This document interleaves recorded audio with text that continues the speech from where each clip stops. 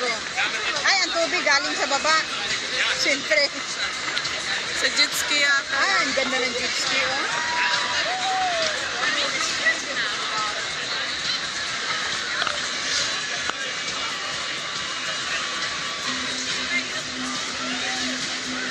Depende yata sa kanya yan.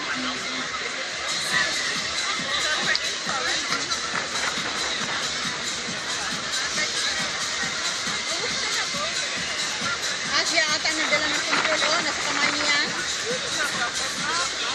Ipaano nga natin, matagal-tagal pa yan. Patayin muna natin.